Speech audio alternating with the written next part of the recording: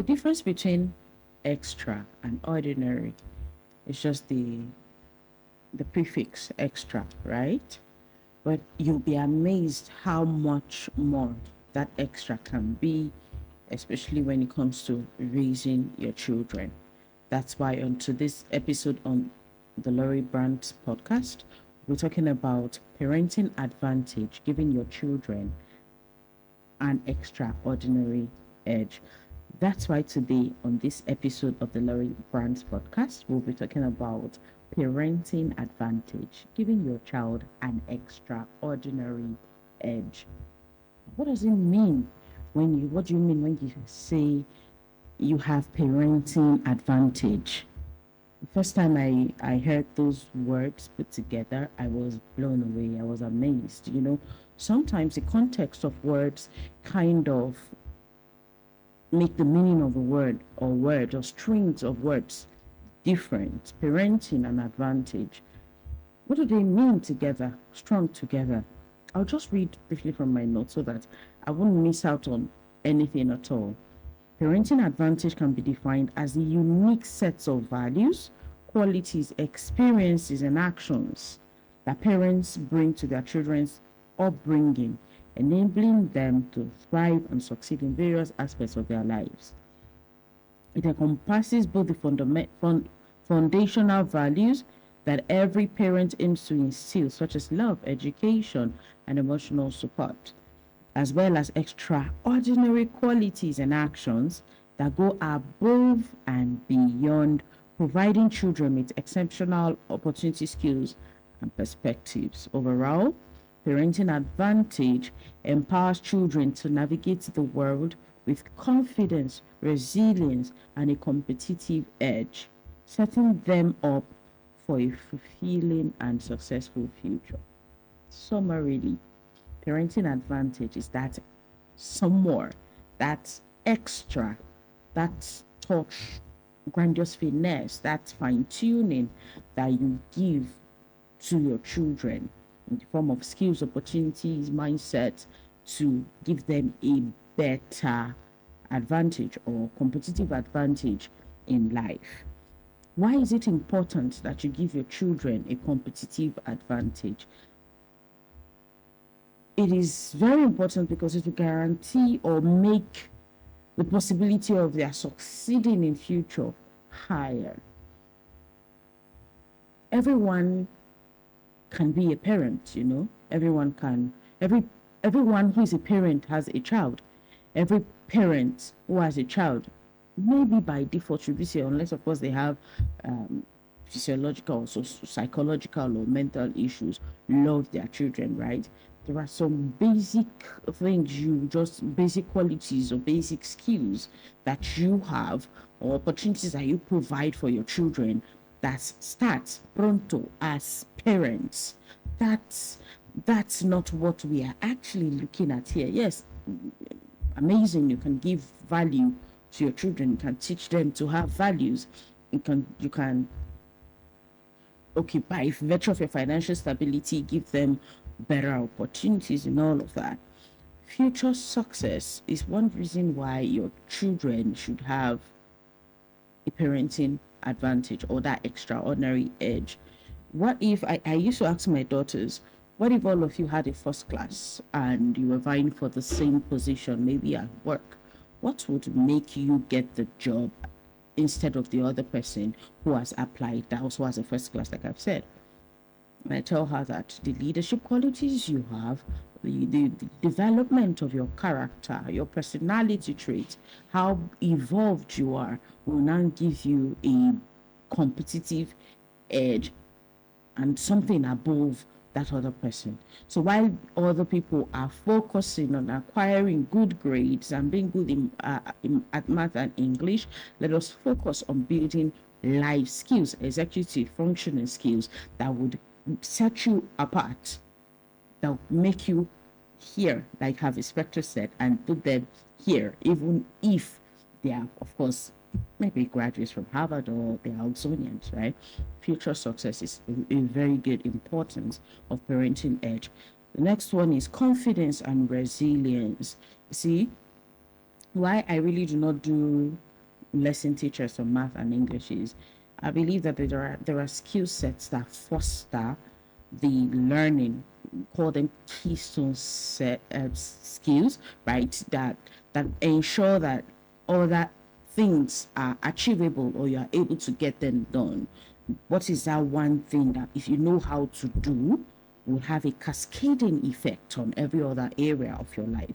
Now, if when your child is determined and dogged and resilient and has a lot of grit, what math sum can she or he not solve? When she puts her mind into anything she's doing and she's able to focus monomaniacally on what she's doing, what English problem can she not tackle? You see, so acquiring those other fundamental skills helps make learning and education a lot easier. If you want your child to stand out as a parenting advantage, you must help them build resilience and help them develop their confidence in their own self, confidence in their own skin, confidence in their own abilities. It's not just enough to be able to do something. You must trust in yourself and the ability to do it. It's not just enough to know something. Who can tell me the sum of 3 and 5? The child knows it, but he's not confident enough to put up his hand and say it. You must build that confidence in them. You must help them be able to face adversity, learn to be able to face adversity and be able to bounce back from it.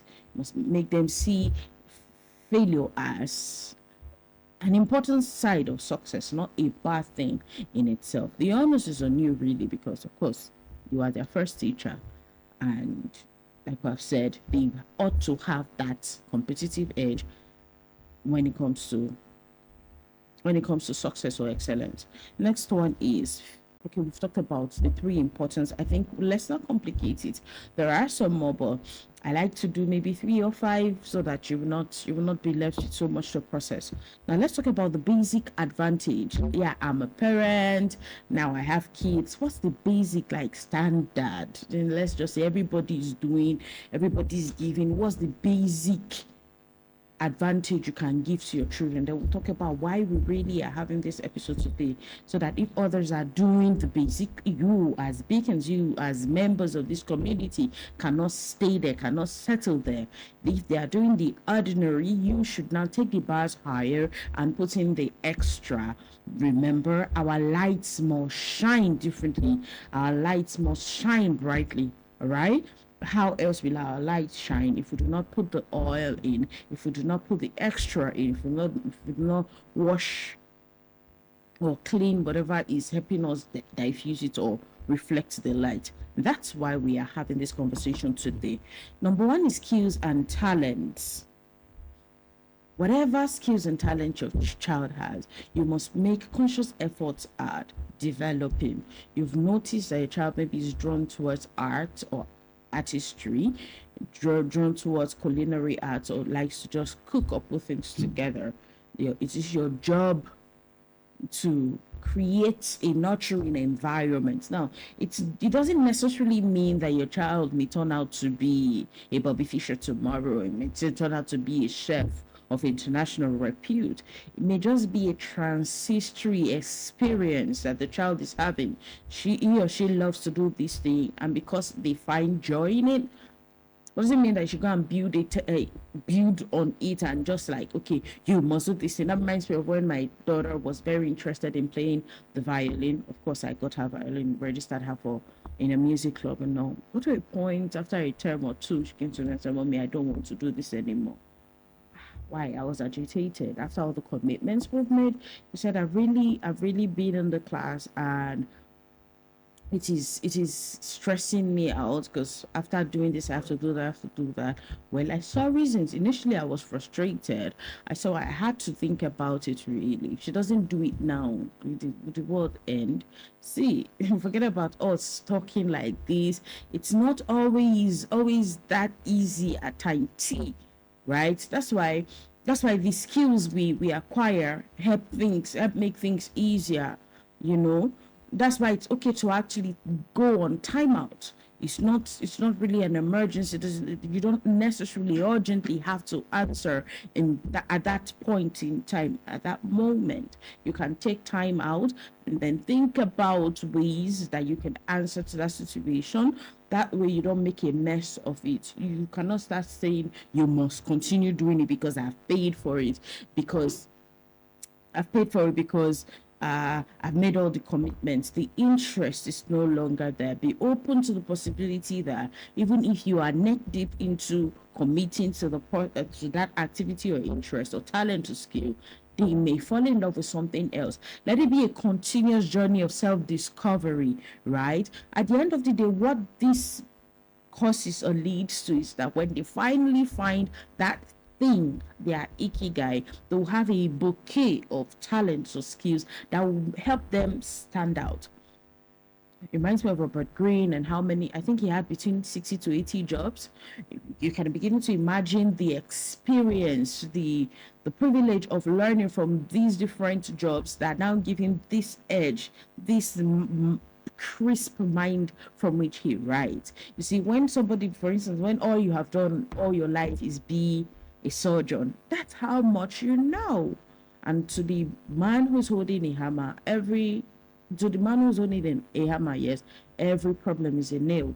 There has to be that exposure to different mental models, and it's from their experiences that they will gather such exposure, such experience at the end of the day, right? Such expertise, such knowledge that would help them make whatever they now niche down to in the nearest future. As a teacher, the way I teach would definitely be different from Mr. B's methods or way of expressing his thoughts, because we have different, very diverse points of views. We have had several experiences that have shaped who we are. The way we show up too, probably because I have an eye for fashion, or I have a knack for aesthetics. The way I show up will be different from the other person who doesn't just bother, who's more interested in being academic, who sows more, who plants more into is mental powers. So for me, I would like for there to be a balance between how I look, how I am perceived, and the knowledge or message I'm passing across. You see, what interests us and how we package and pass our messages across will be very different, because our experiences over the years across board differ a lot. So you must be heavily invested in nurturing their skills and talents, but at the same time, be okay with them pivoting at any point in time so that they would learn, like I've said, and gather a lot of experiences or stack skills that will make them just very unique. Next one is social connections. Your network, I would definitely read this verbatim. Your network of friends, family, professional connections can provide your child with a broader support system, opportunities for mentorship and exposure to different perspectives. You have no idea what sort of favor, what caliber of favor you'll be doing to your child if you have a formidable network. If you build a network of, for instance, you have amongst your contact list, the president, several brain surgeons, neurosurgeons, you know several chefs, doctors and lawyers and business people. You just know the elites. To mention the cream de la cream of society, you are at least one or two contacts away from them. What this does is, a lot of people make the mistake of believing that when you are close to people, when you have access to certain networks, you should now position to be a beggar. Definitely not. Definitely not. Money, like, it baffles me when people put money forward when they have access to certain circles. They want to just go and ask, give me, give me, give me, give me. No, it shouldn't be that way at all. You should be thinking about being a value bringer, to be tip of tongue and top of mind, so that whenever, imagine the possibility of having 100 of, let's not go too far, 50 of such high caliber contacts, and 35 of them have something to say about your integrity, your loyalty. your selflessness. You should position yourself as a giver, that person that everybody remembers when they know that they need value to be provided or something. You should not be person that once they mention your name, everybody's face just changes. Everybody just they frown, say, now that person, don't mind him, he's a beggar. He's always asking, and always taking. It shouldn't be that way at all. Even the Bible says it is more blessed to give than it is to receive.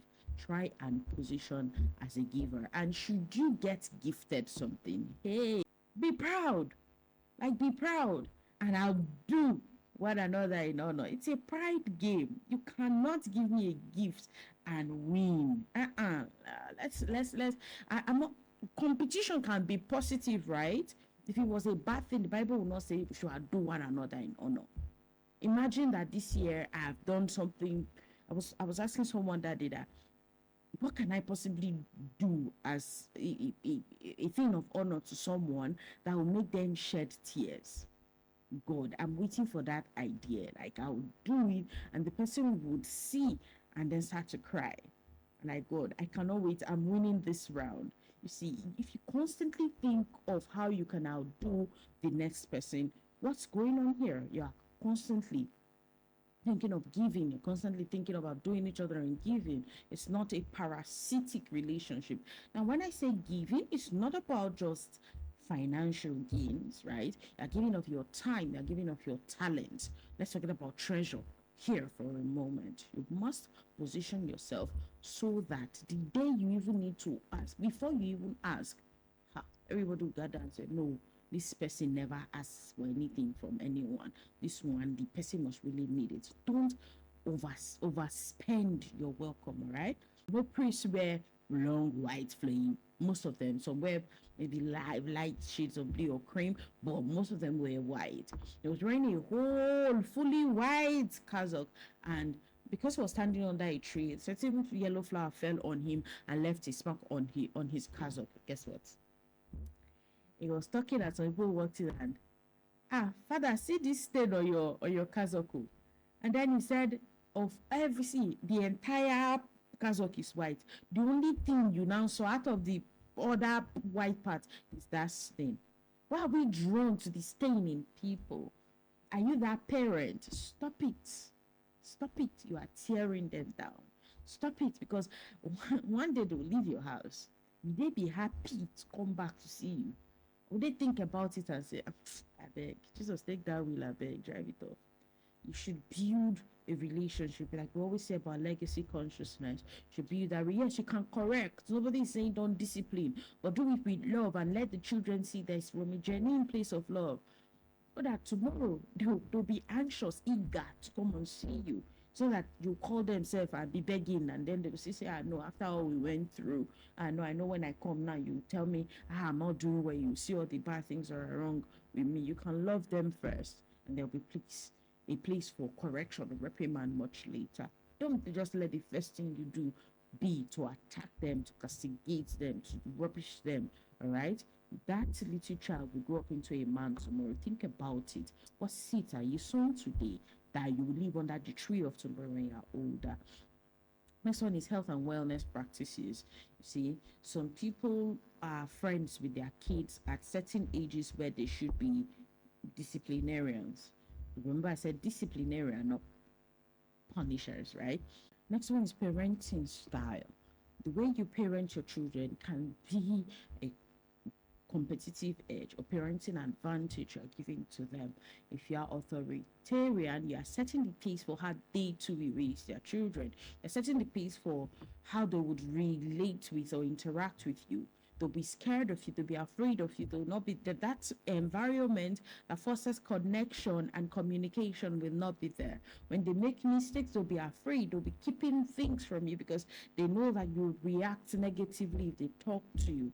And then imagine how many mistakes they'll make rather if they cannot talk to you and seek your counsel or opinion before doing things, or if they cannot come to you lovingly to say, Daddy, Mommy, I made a mistake, please forgive me. I'm ready to bear the consequences of my actions. Now that we say forgive doesn't mean that you shield them from the consequence. Even God forgives our sins, but the consequences we must still bear. There must be consequence for negative behavior so that they will not repeat it again, so that they will learn from it. It will be a learning experience, right? You shouldn't shield your children from such such consequences. And again, if on the other side, on the other hand, on the flip side, on the flip side, on the reverse side, you are loving, you're welcoming, you're accommodating, your children are always looking forward to seeing you. Oh, I remember one video I watched a few days ago on Instagram. Two boys, I don't know if they are just brothers or they are a set of twins, full grown men, maybe they are in their 30s, probably between 26 and 35, if not more. They were waiting with a bouquet of flower in hand for their parents at the airport.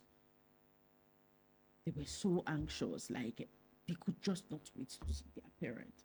And as soon as their parents came, it was first their dad. One of them jumped on him, the other one jumped on the mom. They got up. There was this song about Habibi playing on the background. It was nostalgic. Like it made me so emotional.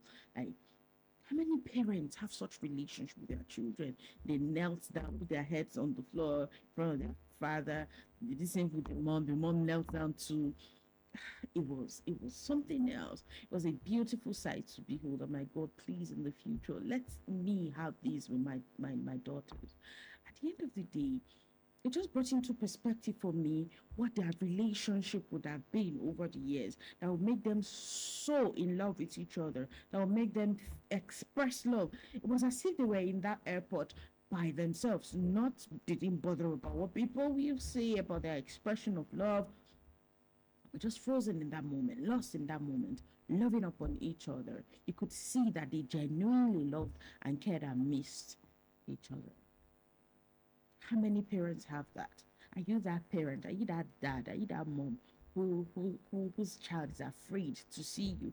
Who doesn't want to come around you because of how you make them feel by your words or your actions? There's always one negative thing to notice in them. Why your eyes purple? Why is your skin green? Why is must you just, I don't know if it's a Nigerian thing. Why is it that every time you see someone for the first time, eh, Titi, you don't fat oh. It be like say you don't dey add weight. See, I made, I think it was last year or 2 years ago, I made an official announcement. I put it on my WhatsApp status. Yes, I have quite a number of contacts on there. I put it on my status that if I see you outside and the first thing you say to me is, Lori, you have added weight, anything I say to you, bet. I think I wrote down a response and I put it on my side and I said, I will forward this response to you. Why won't you see that my dress is pretty? Why won't you see that I became okay? My skin is glowing more. Why don't you recognize or identify that my language is better, or my perception about life is different, or the way I'm communicating with you is with much more finesse? Why is it that it is something that will make me feel bad? You will see first. Imagine the priest once told us a story of when he went somewhere to see some people, some members of his congregation, and you leave a lot to chance because you want to be nice, you want to be the good cop. You are not there are no boundaries as to what they eat or when they eat it or how they eat it. Everything goes.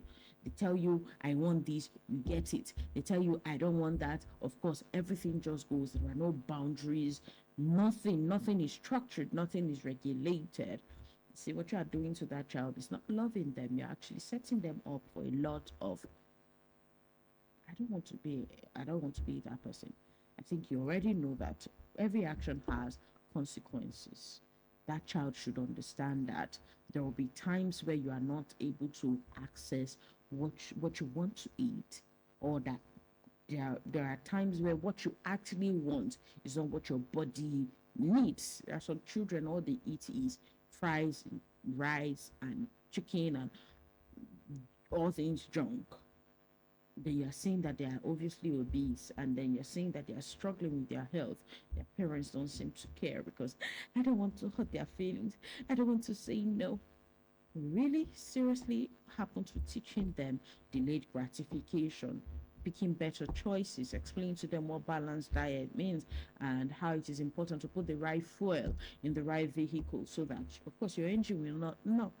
At the end of the day, when these medical conditions come, these medical situations crop up, you find out that you will still suffer the burden you feel because you are the one who spends sleepless nights with them in the hospital. Then they will suffer more because even if, yeah, it's hurting you, they are the ones that are wearing the shoes and then it's pinching them really badly. Your health and wellness practices should be obvious. For the picky eater, learn several ways to make sure that they are still getting their complete nutrients adequately and efficiently or effectively, right? For the one who doesn't like eating fruits, can you make them into popsicles or smoothies? Can you incorporate them into meals instead of cutting carrots in big chunks? Can you grate instead to make them smaller pieces? Can you chop them with your food processor so that they will not be obvious? The one that doesn't like onions, is it that you're cutting too big or the cubes do not caramelize enough? Some people use onions in cooking stew and then they complain that their stew is not okay. You put in your oil, you put in your onions and allow it caramelize. You see that it's getting a bit brownish and then the flavors start to come out. That way, at the end of the day, it melts up into your food. Or can you even blend the onions but still cut it inside? Look for new ways of making that same meal interesting for them. See, when you go out of your way to do that, you're showing them that you actually care. Instead of forcing them with a cane and screaming on top of your body, you must eat it. You're looking for newer ways of solving a problem. We just need to change our approach or the way we do things, all right? You can eat oranges, maybe if you squeeze them and put them into popsicle molds and turn them into popsicles for them.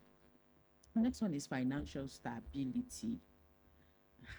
Some people will say money is the root of all evil. How will you pay school fees? How will you take them on international trips? How will the children feed? See, sometimes we quote scriptures out of context, or we just look at them as words, forgetting that they are figurative and that there's a rema to every logos that is written there. The love of money is the root of all evil. Does not mean that it is evil. The root of it, the love for it can drive you to do negative things that are not so okay. Of course, maybe killing or stealing or doing all whatnot. But having money is not, girl. Money is good. Even the kingdom of God needs money for expansion. If there was no money, I'll not be using this microphone. I'll not be using this iPad. I'll not be recording with a camera. Probably I'll be recording in a very noisy, dimly lit, and very, very, very, very, very scattered space. You would not be listening. Some of you come here because, of course, you're seeing the quality of the recording or the production. You're seeing you are carried away by the beauty in front of you. It costs money to put these things together, right? Take it home, shall we? School fees, light, accommodation, feeding, internet, fuel, diesel, solar panels for light, inverter batteries, lithium batteries. These things are expensive. They cost a fortune. So if there is no financial stability, I don't know.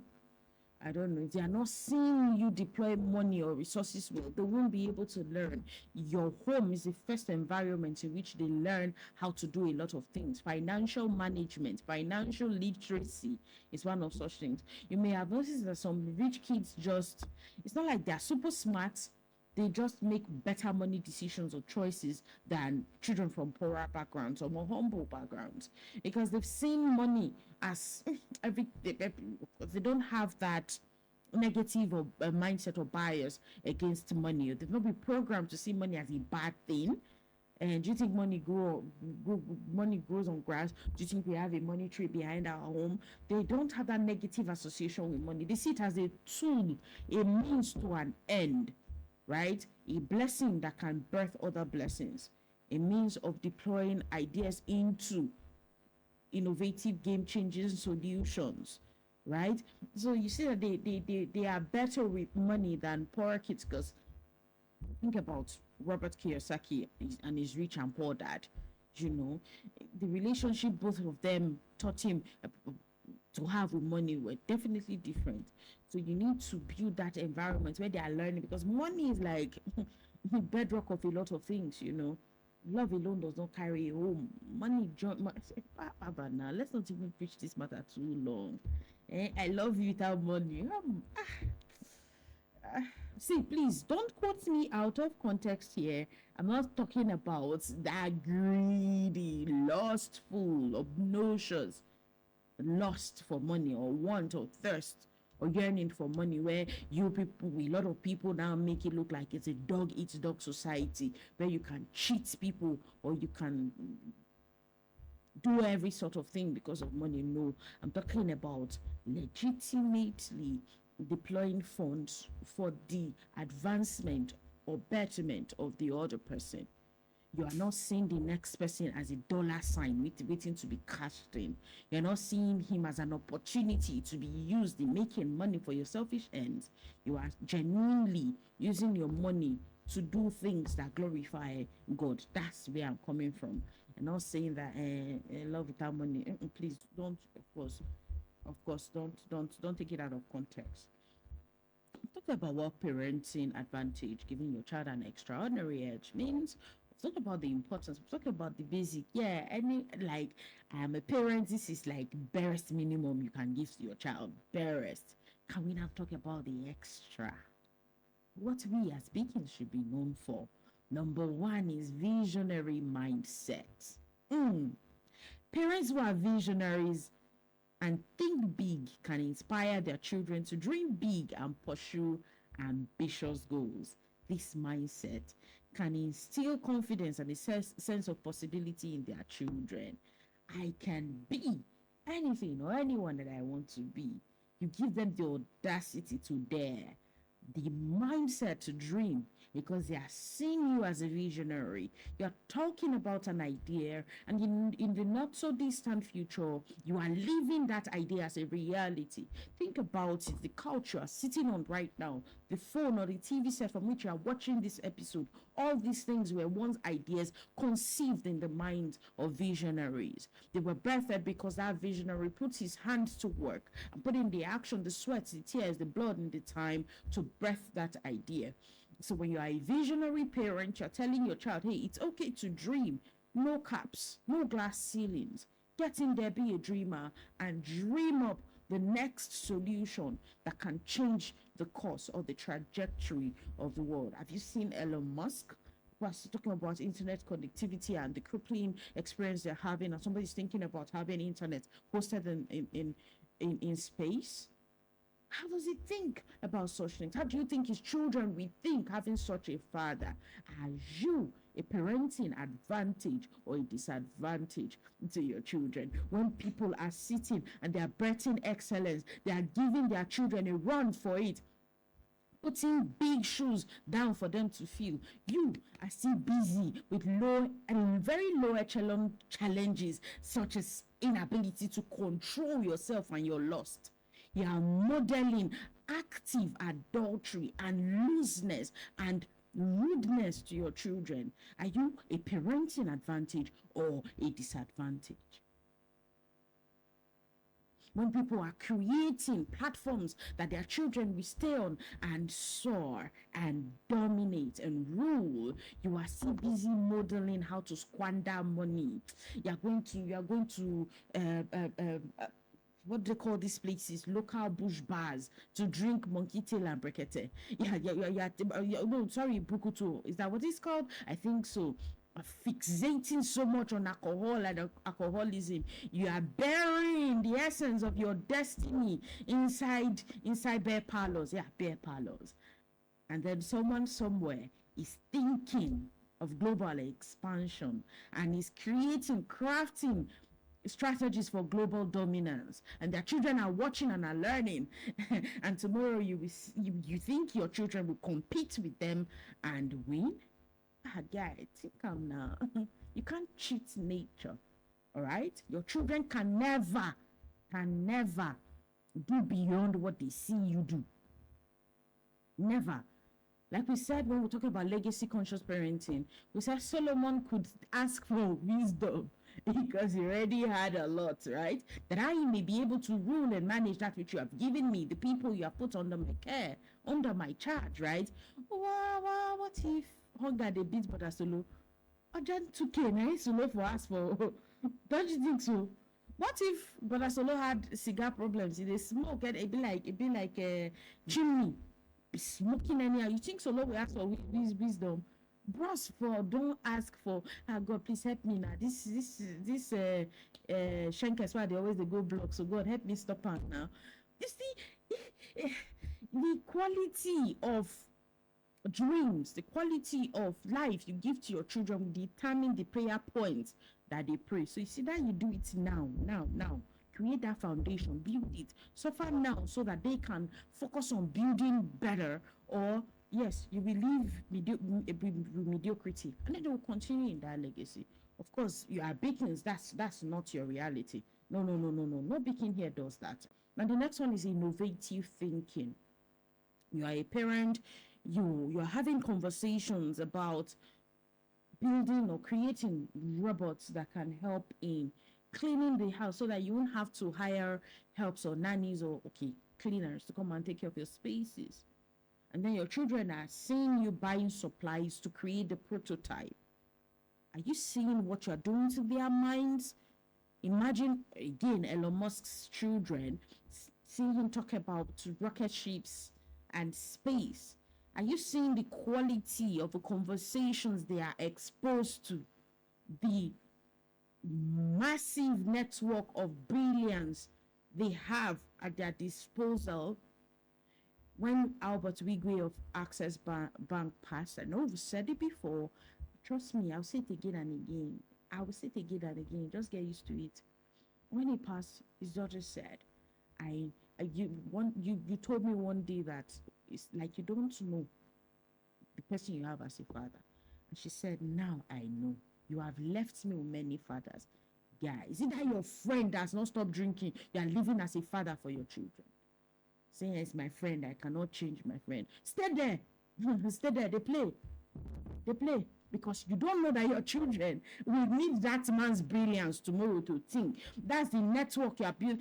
Bill Gates is a school dropout. Did they tell you about the mom and the connection she had? No, nobody will say that. You're looking at the one that dropped out. You do not understand the circumstances that even fostered his success at the end of the day. Let us stop looking for stories that make us situated in our nothingness. Let us start daring to aspire, to get motivated by people that are audacious in their doings. Doings get level. Not they use level 1 till they judge you and say, after all, and that person get keke, me I get 2K. Get level up. The people when they drive Lamborghini, they don't get in it. Dream it so your children can get inspired. Dream it. Eric Thomas said, the day I got my PhD, I was happy because now I've set the bar high for my son. And when he graduated from school, I knew that, okay, my son had left. He will not be a dropout like I was. What have you gone through in life that you have said, never again, I'm the last one? This must end with me. What is going to end with you so that it will not continue in your legacy or in your lineage? What? The next one is global perspective, where a lot of people are raising children for their bedrooms. Now you do not know about AI right now. Just confirms it. I'm not saying, see, you understand that primarily, right? I'm not saying this to make you feel small, right? I know you get it. I'm not saying it to make me look like, I'm up here. No. There are many things I still do not know as of today. And I'm not ashamed of it because I know that as I continue to learn, I'll grow into it. I'm just saying that there are some things that in this day and age, you should know, even if it's not for yourself, for your children. If you do not know AI tools, how can they serve your children? And then sometimes they're trying to teach you these things. Your pride will not even allow you to stay. What are you even saying? What sort of rubbish is that? Will you keep quiet? Come on, shut up your mouth. No, now. If you don't know about yourself, they'll teach you. We were arguing about chess. Who's the most important player? My daughters were talking. Well, I kept quiet because last. No, I was arguing. And then, hey, no, no. We went on Google and I checked. Eh? Auntie me no vex abeg. I be think say na like this e be. Be humble enough to learn from them because trust me, we are very ignorant parents raising highly knowledgeable children. They were born into the age of artificial intelligence. Of course, they pass us in many ways. The only difference between us and them is definitely the age. And of course, we already know that sometimes a fool can be, if someone can be 40 and still be a fool. No, it's not that you're a fool. No, someone, right? I'm just saying that age is not really the benchmark for checking knowledge or understanding or wisdom. Your 2 year can teach you, school you on something. Be humble enough to take it. Be humble enough to learn because life is a school. The more you live, the more you learn. Anyone can teach you, right? Global perspectives. Don't raise your children in such a way that they cannot thrive when they get out of your house. Raise them with the future in mind, with the world, a global platform in mind. Let them be with the mindset that they can dominate in anywhere. If you have never traveled, you will not know the culture that exists in certain communities that you will now bring back home. If you have never traveled, you will not help them achieve a cross pollination of ideas that can help them stand out. So remember, we're talking about the extra that we compare with the ordinary that will make your children stand out. The day I heard a parent mention that the child is very interested in football, for that reason, they've planned a summer trip to go to Old Trafford or Emirates just to watch a live football match. There are levels to this thing called parenting. There are levels to it. Traveling for some people is luxury, but I thank God for new knowledge. I used to not like traveling, like leaving my comfort zone. But the truth is that most of the things that we need to thrive is far away from our comfort zones. Traveling should be part of their education. The money they are using to travel is part of their education budget because there'll be too much you're leaving on the table if you do not travel. You don't have to make it international for starts. You can just do within Nigeria first, within your state first, within Nigeria, and as you grow, continue to raise the bars because it will help them a lot. You can just see an idea over there that you can bring here that would fly. All right, global perspective. Next one is mentorship and networking. And there's this friend of mine, I've told her already there are some questions my daughters will ask me that even if I have the answer, I will not answer. Because it takes a community, a village to raise children, right? You are part of my village. I'll send them to you. So, auntie, you know this person's name, you know that person's name. Better start building that relationship with them now because I can't have you in my life and I'll be teaching them certain things. Yeah, what am I now doing with you? And she was laughing. I'm like, you must create courses now for teenagers because my daughter will be a teenager very soon, and you won't expect her to come and start sitting down to come and start talking about. No, it's not like I don't know. It's not like I will not be able to learn to know. But when you are there, why should I now be wasting my time? Your network should be able to provide mentorship for your children. You won't always be there. And let's now even take it to the extreme. Should you pass today, we'll be able to nurture your children very well, at least to a 90% of what you had planned out. God forbid I will not die. God forbid I will not die. People kneel down to pray and they pass. People go to work and they do not return. Never for once has God forbid being a strategy. Don't start being one now. What plans you have in place? What family can take your children in? Who are the fathers you have waiting to raise your children? Okay, you must create the network around your children that can be there for them, whether you are there or not, especially for when you're not there. To be a time where your neighbor will come and beat yourself, flog nonsense out of your sense. Your mom will come and thank them. Now, yes, let's not flog, let's not be wrong. When your child is doing wrong, is there somebody who can say, I know my daughter, don't do that, it's not right, or so you're their case. The final one is advanced education and learning opportunities. If you are not scholarly, if you're not exposed, I don't like reading, that's just how I am. Oh, if you knew the declaration, the affirmation you were affirming about yourself was not serving you, was not positioning you to be a mentor or a leader to your children, guy, you will never say it again. If you don't like reading physical books, what happened to audio? What happened to listening to them on your way to work? You can't just not read. There are too many ideas compressed into books that for you to say you will not read. It will not help you. It will neither help you nor help your children. You should make it. You should make it a habit to read.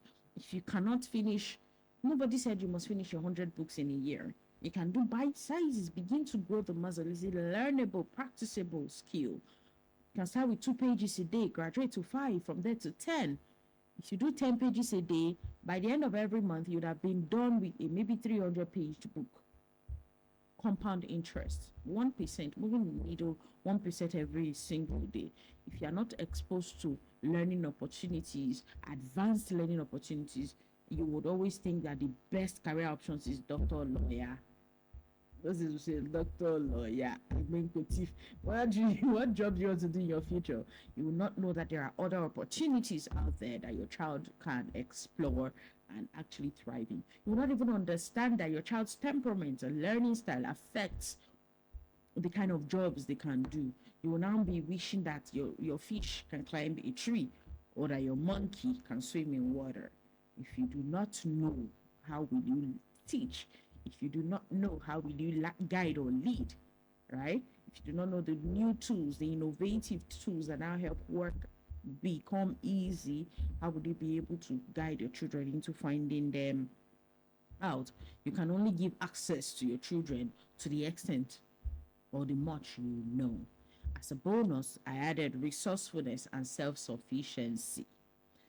A lot of us want to do things for our children. Simon Sinek made a very, very brilliant analogy when he talked about a football coach during a match does not come into the pitch to play with the players. Whatever coaching he's doing, he must have done, must have practiced over time, and then must have coached them before they got into the pitch. You won't see him running. A lot of us parents want to play the ball for our children, want to do everything for them, want to spoon feed them. At the end of the day, they'll become parents tomorrow and they'll still need babysitting. They will now be grown babies raising babies. In the face of tension or conflict, they will throw tantrums because they are 40-year-old or 35-year-old men with the emotional intelligence or stability of a 2-year-old because they were not trained or equipped enough. So you are doing a great disservice to your child if you're shielding them from being self-sufficient. You're not allowing them learn skills so that they can take care of themselves. You're not allowing them to be resourceful. Mommy, we don't have this. What else can we use in place of this thing that can provide the same solution? We don't have bread. Let's go and buy bread. Sometimes allow them thinker, allow them brainstorm. Okay, now that we don't have bread, what else can we use for breakfast? If all the bakeries in this world now shut down today, we will not eat breakfast. What else can we use in place of bread for breakfast? Those little scenarios, opportunities for them to actually learn to be resourceful. Mommy, I don't have this color.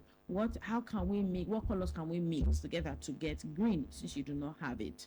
What color can we mix together to get red if you do not have red? Instead of just saying, let's go to the store, let's go and buy red. Sometimes the challenge is that helped us grow, that helped us become dogged and strong and rugged. We feel like now that you are better in life, or you don't touch more money, you now be protecting your child from them. No, these things will shaping their character, prepare them for battle. Most of the times you won't even be there when they're in the field facing or fighting their own battles. Equip them enough, like the football coach, you'll be proud enough to allow them go to the field of play and be sure that they will score at every opportunity to get goal post or from the middle of the field, right? No one that messes goats, right? No, it's not like I like football, it's just an analogy. Dickens, today we've talked about the parenting advantage, giving your children an extraordinary edge. Talked about what it means, the importance of it, the basic, like I did not do anything for my children. This is what I give them as an edge. And then we talked about what we should make a measure of standard as beacons, as guiding lights, right? Talked about talked about the global perspective, innovative thinking, visionary mindset, and mentorship and networking, advanced learning, advanced education and learning opportunities. And we added another one, another bonus, resourcefulness and self sufficiency. It is always an honor and a pleasure to have such conversations with you, to ignite that spark in you, that you too can raise excellent children. No, we're not saying this from a place of perfection. I have never beat my chest to say I'm a parenting expert. I am just interested in learning every day to be a better parent today than I was yesterday. And when I find out new ways, I come and share with you. And then I will not sit down with you and be saying, oh, we'll be well. I try to talk to you, to motivate you, to jump, start you, to push you to the possibility that you too can, so that together we can keep pushing each other. We can get sharper as irons and continue to push each other so that this iron sharpens that iron, and together we'll raise a community of parents who are equipped enough to change the narrative of the society, raise better equipped children, more emotionally stable, mentally healed, and strong and wholesome and well kids. Like I said already, it's an honor and a pleasure that I don't take for granted. Thank you so much for sharing your time and attention with us. And until we meet again in our next episode, stay excellent.